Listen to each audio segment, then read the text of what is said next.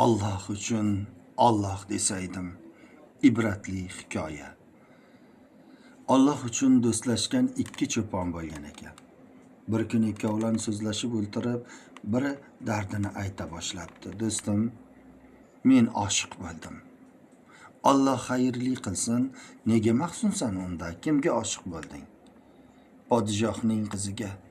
Unga yetish uchun mening buyuk orzuyim shunaqami? Nima qilsak ekan? Topdim. Bir paytlar men safarda Orif zot bilan birga bo'lgan edim. O'sha zotdan so'raymiz.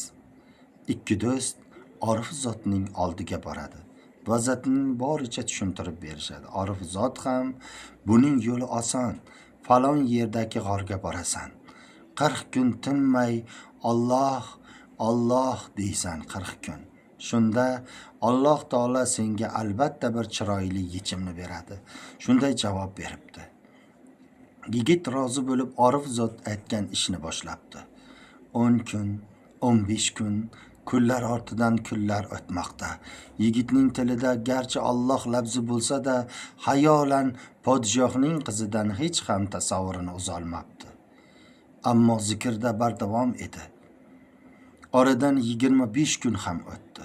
Bu orada yigit haqidagi gap so'zlar butun shaharga tarqaldi. Shahar ahli bu darvishning holidan ogoh bo'lib shunday deya boshlashdi. Ko'rdingizmi? Bir darvish g'orda tunu kun Allohni zikr etyapti.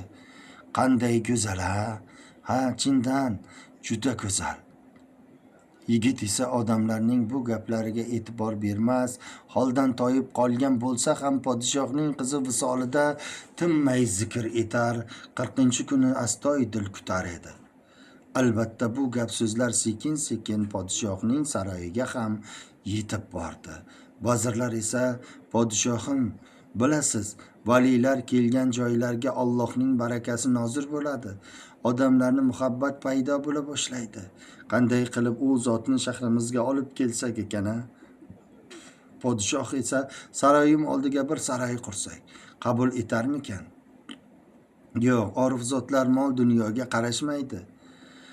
Vazirlikni bersam-chi, unda ham qabul etmaydi chamonda. Unda nimani maslahat berasizlar? Sizlarni eshitaman. Karimangizni, yakka-uy yagona qizingizni unga nikohlab bering. Podshoh, vali zot qabul qilsalar, bu menga ham sharaf deb javob berdi.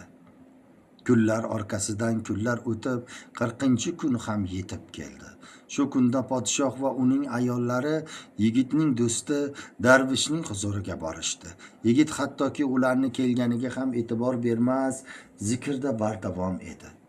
Nihoyat biroz vaqt o'tgach, yigit zikrini to'xtatishi bilan podshoh salom berib gap boshladi. Hazrat, sizning bu yurtlarga bo'lishingiz bizga sharaf. Buyuring, sizga bir saroy qurdiraman. Yigit esa boshini ohista qimirlatib, keragi yo'q deb javob berdi. Unda keling, yurtni birga boshqaraylik. Menga ko'makdosh bo'ling. Yo'q deb javob berdi yigit. Podshoh yana bir bor, so'nggi umidim shu, mening bir qizim bor. Garchi sizga loyiq bo'lmasa-da, uni nigohingizga olsangiz nikohingizga. Nima deysiz? Oxirgi taklifga ham yigit rad javobini berdi. Bu suhbatga guvoh bo'lib turgan cho'pon yigitning do'sti shosha-pisha yigitning oldiga kelib, nimalar qilyapsan?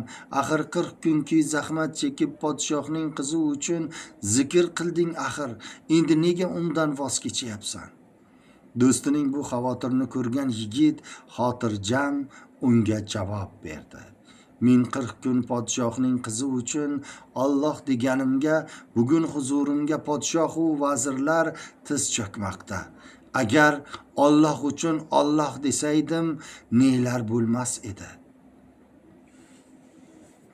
Videomiz yoqqan bo'lsa, bu kichik hikoyadan juda ham ko'plab ibratlar olish mumkin. Ammo eslatma o'laroq bir narsani aytmoqchiman. Amallar niyatlarga bog'liqdir. Agar sizning niyatingiz Allohning roziligi bo'lsa, ko'zlagan har bir qanday maqsadlaringizga erisha olasiz. Faqat bu bilan cheklanmaysiz. Albatta, Allohning rizoligi uchun ajr savoblar ham olaverasiz. Alloh taolo har birimizni niyatimizni o'zining roziligi yo'ligida bo'lishini nasib qilsin.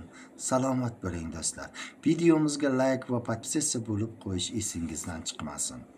Yana bir bora ekran ortida ko'rishguncha azizlar.